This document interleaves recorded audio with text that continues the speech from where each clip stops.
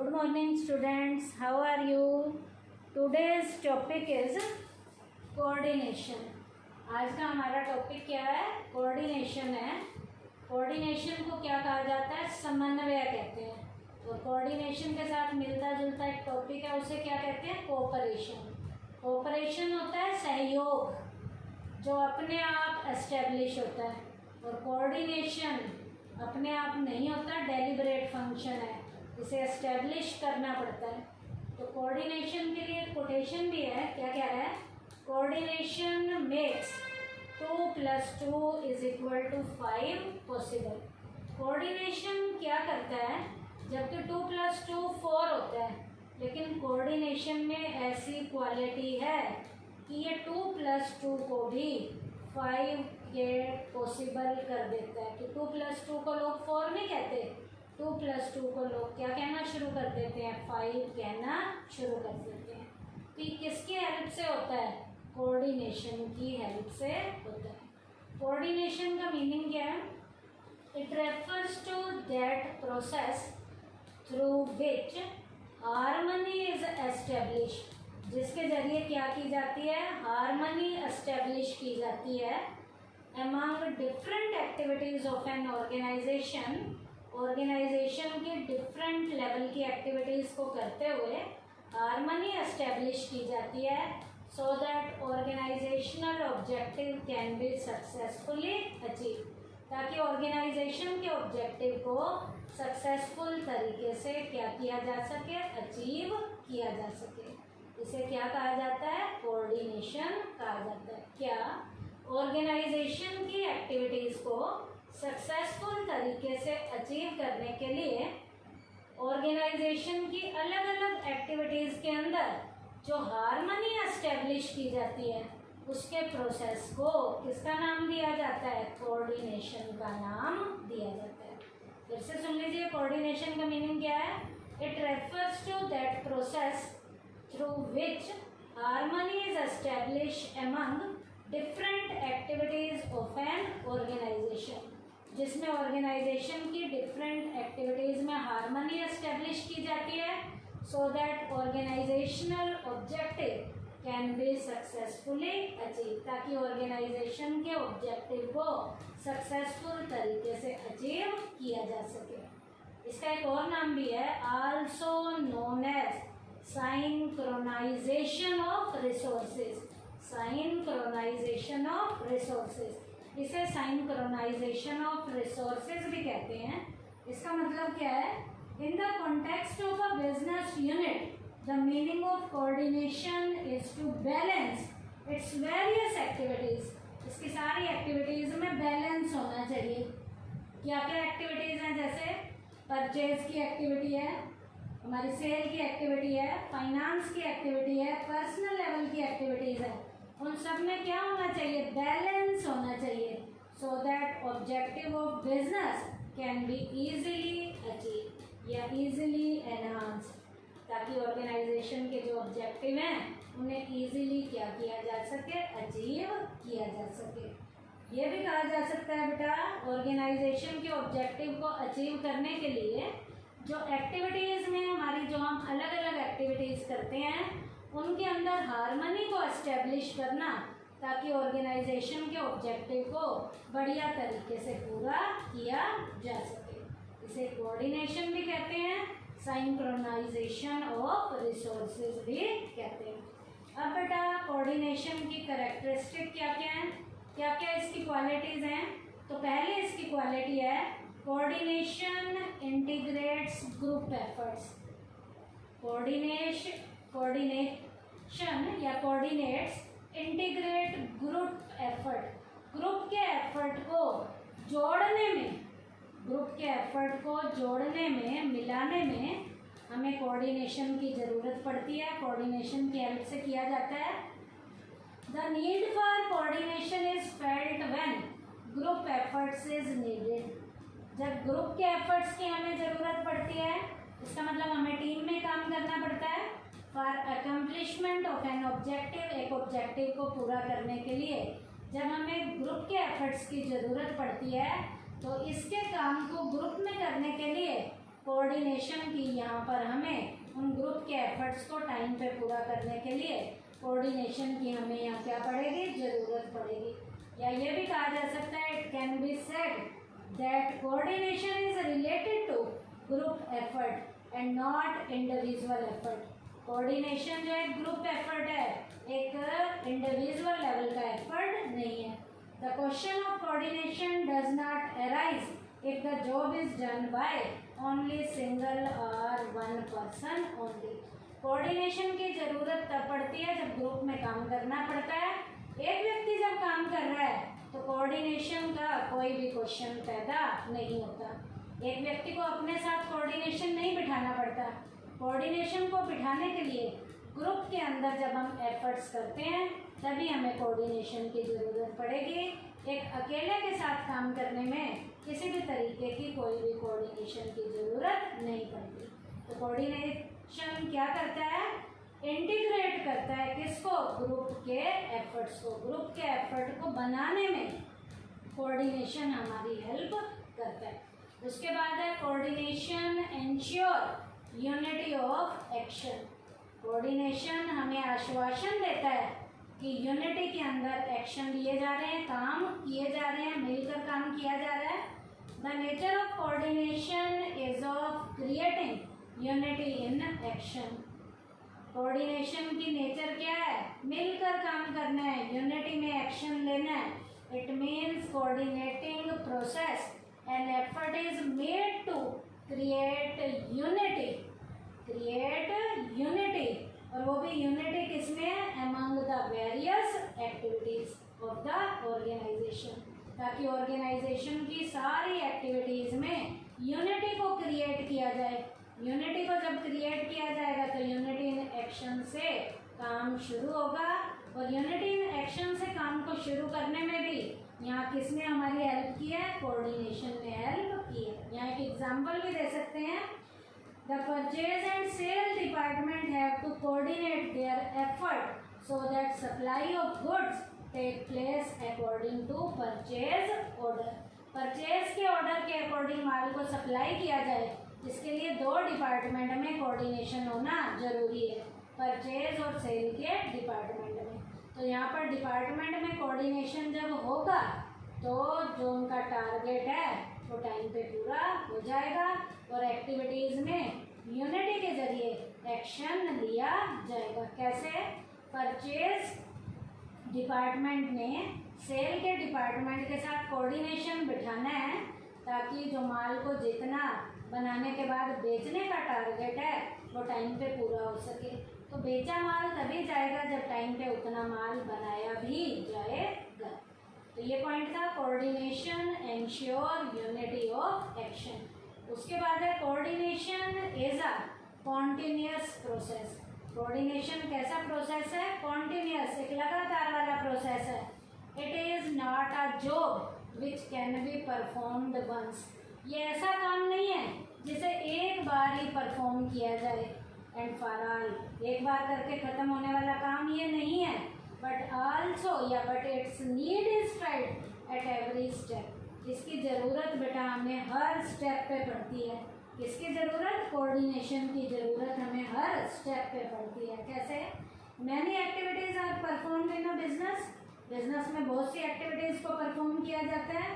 Sometimes are the other, कोई किसी time perform करनी पड़ती है, कोई किसी टाइम करनी पड़ती है। If any one of the activities goes on fluctuating either for more और less than the required, the whole organisation balance is disrupted. एक की ज़्यादा और एक की कम हो तो आपस में कोऑर्डिनेशन नहीं होगा, तो वो एक्टिविटीज़ हमारी सारी की सारी बेकार हो जाएंगी। Thus a close watch has to be kept on all the activities to maintain the balance। सारी एक्टिविटीज़ के ऊपर नज़र गाड़ के रखने के लिए उन एक्टिविटीज़ के बीच में क्या होना चाहिए, कोऑर्डिनेशन होना चाहिए। तो उस कोऑर्डिनेशन को बनाने के लिए ये काम हमें एक बार करके बंद नहीं कर देना, ये काम हमें बार बार करना है। और जिस काम को हम एक बार नहीं करते, बार बार करते हैं, वो काम कौन सा होता है, एक कॉन्टिन्यूअस प्रोसेस। और कोऑर्डिनेशन का काम भी हमें एक बार नहीं करना, बार बार करना है। तो ये काम कौन से काम में आता है? कॉन्टिन्यूअस प्रोसेस में आता है। उसके बाद है coordination is an all pervasive function. Coordination कौन से फंक्शन में आता है? ऑल परवेसिव फंक्शन में आता है। अब यहाँ पर परवेसिवनेस का मीनिंग क्या है? Pervasiveness refers to the truth which is applicable to all spheres, जिसे हर स्फीयर में, हर फील्ड में अप्लाई किया जाता है। ये ऐसे जर्नल लेवल के ट्रुथ हैं, ऐसे जर्नल लेवल की सच्चाई हैं।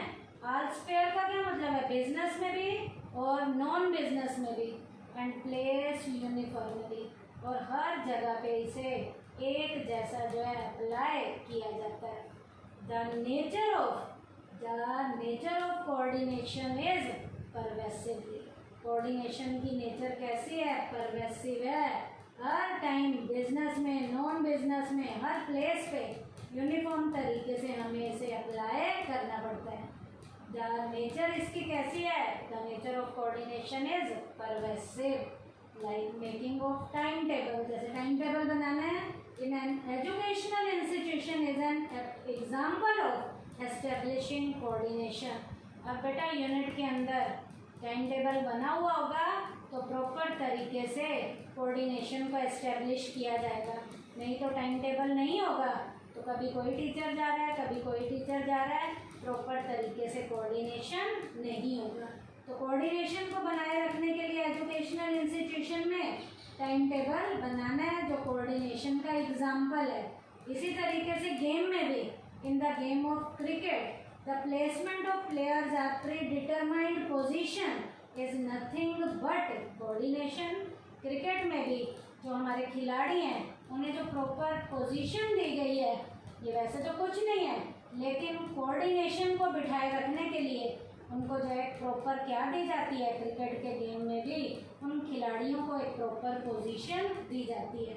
इन the same manner the activities of different activities like purchase है, सेल है, प्रोडक्शन है, finance etcetera in a business organisation is coordination. इसी तरीके से बिजनेस की एक्टिविटीज़ को भी बढ़िया तरीके से परफॉर्म करने के लिए उन एक्टिविटीज़ में क्या ज़रूरी है? कोऑर्डिनेशन होना ज़रूरी है। तो जब उन सारी एक्टिविटीज़ में कोऑर्डिनेशन होना ज़रूरी है, हर फील्ड में हमें कोऑर्डिनेशन की ज़रूरत पड़ती है, इसके बिना गुजारा नहीं है। तो कोऑर्डिनेशन क्या है? Is an all pervasive function. उसके बाद है coordination is the responsibility of all managers. Coordination को एस्टेब्लिश करना हर मैनेजर की रिस्पॉन्सिबिलिटी है। हर मैनेजर का क्या मतलब? यदि वो टॉप लेवल का है तो भी उसकी रिस्पॉन्सिबिलिटी है, मिडिल लेवल का है तो उसकी रिस्पॉन्सिबिलिटी है, लोअर लेवल का है तो उसकी रिस्पॉन्सिबिलिटी है। Coordination is needed at all the 3 levels. Coordination की ज़रूरत हमें तीनों लेवल की मैनेजमेंट में पड़ती है। टॉप लेवल की मैनेजमेंट में भी, मिडिल लेवल की मैनेजमेंट में भी और लोअर लेवल की भी मैनेजमेंट में भी। टॉप लेवल को अपने डिपार्टमेंट के लोगों के साथ मैनेज करने के लिए कोऑर्डिनेशन होना ज़रूरी है। मिडिल को भी अपने मेंबर्स के साथ कोऑर्डिनेशन बिठाना है तो उनके बीच में भी कोऑर्डिनेशन होना ज़रूरी है। लोअर लेवल के मैनेजर्स में भी यदि काम को सही तरीके से करना है, उनकी एक्टिविटीज़ को भी बढ़िया तरीके से परफॉर्म करवाना है तो लोअर लेवल के मैनेजर्स में भी प्रॉपर कोऑर्डिनेशन होना चाहिए। Different activities performed all the 3 levels are equally important. तीनों लेवल के मैनेजर्स के द्वारा जो एक्टिविटीज़ परफॉर्म कराई जाती हैं वो इक्वली लेवल की इम्पोर्टेंट है। टॉप लेवल वाले मैनेजर कहीं सोचे कि हमारी एक्टिविटीज़ इम्पोर्टेंट है, ऐसा नहीं है। मिडिल लेवल के मैनेजर्स की एक्टिविटीज़ भी उतनी इम्पोर्टेंट है और लोअर लेवल के मैनेजर की एक्टिविटी भी उतनी ही क्या होती हैं? इम्पोर्टेंट होती हैं। जब सब लेवल के मैनेजर्स की एक्टिविटी इम्पोर्टेंट है तो इसका मतलब क्या है? It is the responsibility of all the managers that they make effort to establish coordination। जब सारे लेवल के मैनेजर्स की एक्टिविटी ज़रूरी हैं तो हर लेवल के मैनेजर की अब एक ड्यूटी बनती है कि वो अपने डिपार्टमेंट में प्रॉपर तरीके से कोऑर्डिनेशन को एस्टेब्लिश करे। उसकी ये रिस्पॉन्सिबिलिटी होगी कोऑर्डिनेशन को एस्टेब्लिश करना। That is why it could not be said that coordination is more importance to any one particular managerial level. आला मैनेजर, हर लेवल के मैनेजर के लिए कोऑर्डिनेशन को एस्टेब्लिश करना ज़रूरी है। इसलिए हर लेवल के मैनेजर की ये रिस्पॉन्सिबिलिटी है कि वो अपने डिपार्टमेंट में कोऑर्डिनेशन को एस्टेब्लिश करे, क्योंकि हर लेवल के मैनेजर की एक्टिविटीज़ इक्वली लेवल पे क्या होती हैं, इम्पोर्टेंट होती है। उसके बाद है coordination is a deliberate effort. ये अपने आप एस्टेब्लिश नहीं होता, इसे जोर ज़बरदस्ती से एस्टेब्लिश करना पड़ता है। Coordination is never establish by itself. ये अपने आप कभी भी एस्टेब्लिश नहीं होता, but it is a deliberate effort. इसे ज़बरदस्ती एस्टेब्लिश करना पड़ता है, स्ट्रिक्टली एस्टेब्लिश करना पड़ता है। Only cooperation does not fix but coordination is also needed. Cooperation की फीलिंग अपने आप आती है, कोऑर्डिनेशन की फीलिंग कभी भी अपने आप नहीं आती, इसकी ज़रूरत जो है पड़ती है। इसे जो है जोर ज़बरदस्ती से एस्टेब्लिश करना पड़ता है। यहाँ पे एक एग्जांपल दिया जा सकता है। For example, a teacher aspires to teach effectively, this is cooperation, but the timetable is not prepared in the school, this is lack of coordination। तो एक टीचर को इफेक्टिव तरीके से पढ़ाना है तो ये कोऑपरेशन है, अपने आप आती है फीलिंग। लेकिन टाइम टेबल को एस्टेब्लिश करने के लिए टाइम टेबल बनाना पड़ेगा, तभी कोऑर्डिनेशन होगा, नहीं तो टीचर्स के बीच में कोऑर्डिनेशन नहीं होगा। In this situation classes can not be arrange for. इस सिचुएशन में यदि टाइम टेबल नहीं बना हुआ होगा तो क्लासेस अरेंज नहीं होगी। कैसे अरेंज नहीं होगी? एक टीचर पढ़ा रहा होगा, उसी टाइम दूसरा टीचर आ जाएगा, दूसरा पढ़ा रहा होगा, तीसरा आ जाएगा। तो इस तरीके से प्रॉपर जो है क्लासेस को अरेंज नहीं किया जा सकता। टीचर तो आ रहा है पढ़ाने, लेकिन टाइम टेबल नहीं बना हुआ, इसका मतलब प्रॉपर क्या नहीं है, कोऑर्डिनेशन नहीं है। On the other hand, in the absence of cooperation, coordination dissatisfy the employee। Employee को ये डिससेटिस्फाई भी कर सकता है। thus both are required in या at a given point of time। दोनों की हमें एक दिए हुए टाइम पीरियड में क्या पड़ती है, जरूरत पड़ती है, कोऑपरेशन की भी और कोऑर्डिनेशन की भी। कोऑपरेशन अपने आप एस्टेब्लिश हो जाता है, लेकिन कोऑर्डिनेशन अपने आप एस्टेब्लिश नहीं होता। ये डेलिब्रेट फंक्शन है, इसे जोर ज़बरदस्ती से एस्टेब्लिश करना पड़ता है। अब कोऑपरेशन क्या है, कोऑर्डिनेशन का मीनिंग तो मैंने ऊपर बता दिया। कोऑपरेशन क्या है? It refers to the desire to work collectively. मिलकर काम करना जो हमारी एक डिज़ायर है।